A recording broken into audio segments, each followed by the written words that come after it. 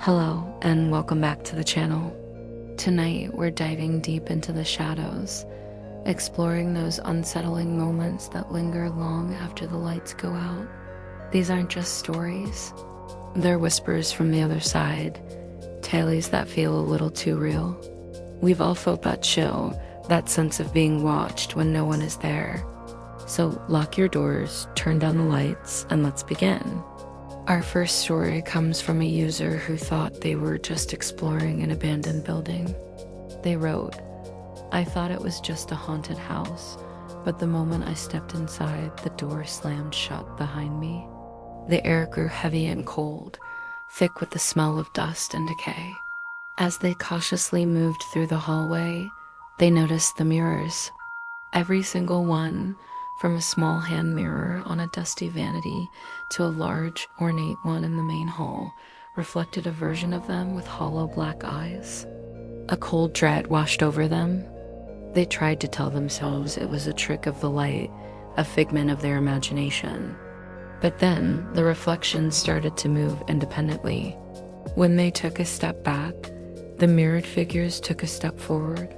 When they froze, the figures smiled, a slow, predatory grin spreading across their own stolen face. Panic set in. They turned and ran, pounding on the locked front door, their heart hammering against their ribs. That's when the whispering started. A chorus of their own voice, cold and distorted, echoed from every mirror in the house, whispering their name over and over again. Sarah, Sarah.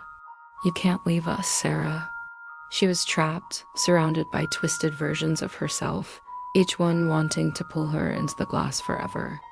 Next, we have a tale that will make you think twice about trick or treating. It begins innocently enough. I grabbed a candy bar from a stranger's bowl, and it screamed my name in my mouth. Imagine the shock. You unwrap a piece of chocolate, you pop it in your mouth, and instead of sweetness, you get a piercing shriek. A voice, tiny and terrified, screaming your name from between your teeth. Horrified, our storyteller spat it out onto the pavement. But the nightmare was far from over. The half-masticated candy bar began to twitch and squirm. Then, impossibly, it started to crawl back toward the bowl it came from, dragging something thin and pink behind it. It took a sickening moment to realize what it was. His own tongue. It was being stretched, pulled from his mouth by the possessed candy. He managed to sever the connection, scrambling away in pure terror, leaving a part of himself behind. He ran home, gasping for air, his mouth tasting of blood and fear. But the haunting followed him. As he slammed his own front door shut, he heard a rustling sound from his kitchen. He crept toward the noise and saw that every candy wrapper in his house, from old Halloween stashes to a half-eaten bag of gummies, was now moving on its own, twitching and crawling like insects. They were all waiting for him. Have you ever had that one neighbor? The one you never see, whose house is always dark and silent? This next story is about taking a chance on that silence. No one ever answered this old house's door, but I dared to knock. It was Halloween, and on a dare from his friends, a young man named Alex walked up the creaking porch steps of the neighborhood's resident mystery house. He knocked once. Silence. He knocked again, louder this time. He was about to turn and leave, laughing it off, when he heard a faint click. The door creaked open just a sliver. Peeking out from the darkness was a pale, grinning face, and in a moment of pure, heart-stopping terror, Alex realized it had his face. Not a similar face, but his exact face, right down to the small scar above his eyebrow. The smile widened, unnatural and cruel, before the door slammed shut. Alex stumbled back, his friends' laughter dying in their throats as they saw the color drain from his face. He never told them what he saw, but the encounter left a permanent scar on his soul. Now, every Halloween, without fail, the cycle repeats. But he's no longer the one knocking. Just as the sun sets, he hears a firm, confident knock at his own door. He looks through the peephole, and there it is. his own smiling face waiting patiently on his porch, ready to begin the yearly ritual. Dolls can be creepy enough on their own, but imagine one that doesn't want to let you go. This next experience happened on a porch that was a little too festive.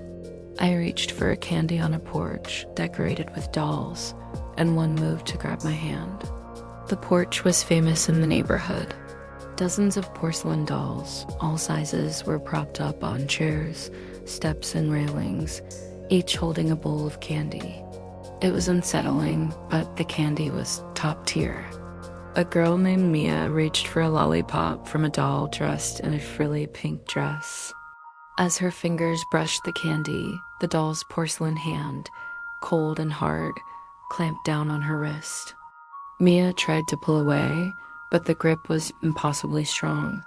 She looked down and saw its painted-on eyes were no longer glass. They were alive, and they were staring right into her soul.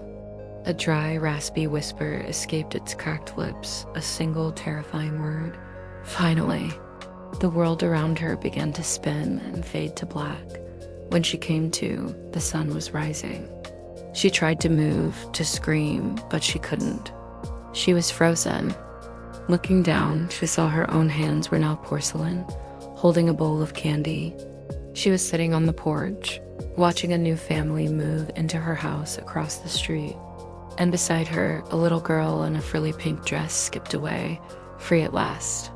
Our final story for tonight is a chilling reminder to stay on the path. Sometimes, a shortcut isn't a shortcut at all. I ran too far from my friends, thinking I knew a shortcut through the woods. It was late, and the game of hide and seek had gone on for too long. Convinced he knew a faster way back to the bonfire, a boy named Leo ducked into a dense patch of trees. The familiar woods of his childhood suddenly felt alien. The path twisted in ways it shouldn't have, and the sounds of his friends faded into an unnerving silence. That's when the trees began to whisper his name, Leo ... This way, Leo ...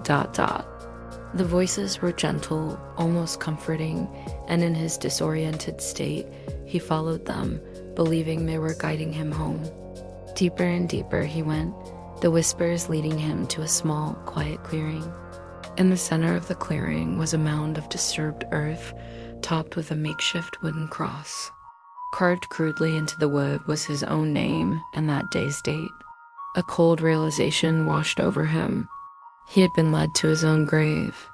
He never made it back to his friends that night. Now, he's the whisper in the woods. Every Halloween, he feels a pull back to those trees, and he sees shadowy figures just at the edge of his vision, the same ones that led him astray. They're always there, following him, waiting for him to get lost again. And that's all the time we have for tonight. These stories remind us that sometimes the most terrifying monsters are the ones that wear a familiar face or whisper a familiar name.